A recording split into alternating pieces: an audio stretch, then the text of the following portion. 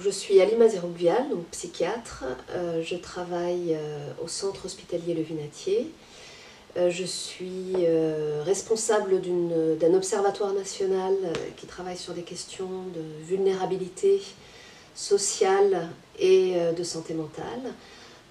Par ailleurs, je travaille aussi dans un secteur de psychiatrie générale et je suis vice-présidente de la commission médicale d'établissement donc du centre hospitalier Le Vinatier. Donc, le centre hospitalier est un établissement public référent en santé mentale qui couvre donc une partie du département du Rhône avec une population de plus de 800 000 habitants. C'est un centre hospitalier qui est composé de 10 pôles de psychiatrie et qui s'occupe de patients adultes, personnes âgées, mais également enfants et adolescents.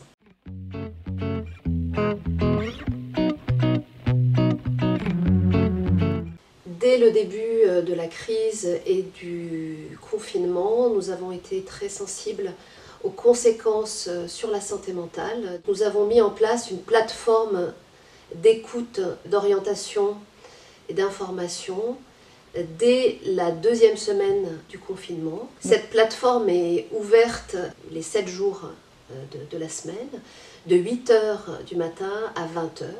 C'est un numéro unique, mais aussi une adresse mail où les usagers, les aidants ou les partenaires, donc médico-sociaux, sociaux ou médecins libéraux, peuvent nous joindre.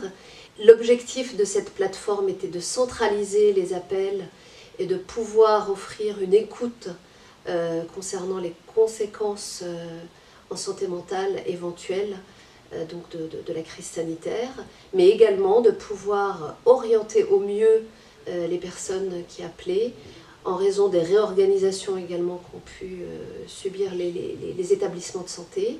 Nos premiers rapports d'activité, on va dire, montrent qu'on a une activité d'écoute et de réassurance qui est composée d'environ un tiers un peu des appels, mais aussi d'orientation. Nous avons environ 25 à 30 appels par jour venant des usagers et de leurs proches, en tous les cas pour le moment.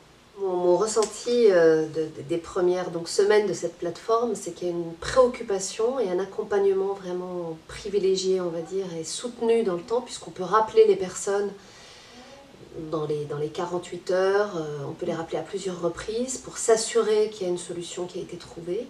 Et cette préoccupation particulière, je la trouve vraiment précieuse pour les personnes qui ont du mal à accéder aux soins en santé mentale.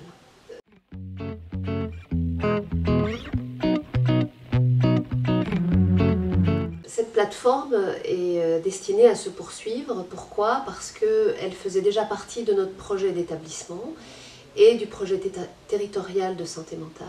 Le groupe de travail qui déjà planchait, on va dire, sur le projet de la plateforme d'établissement continue et il a été enrichi de l'expérience et puis des nouvelles personnes qui s'occupent de la plateforme pour construire donc le nouveau projet de la plateforme future.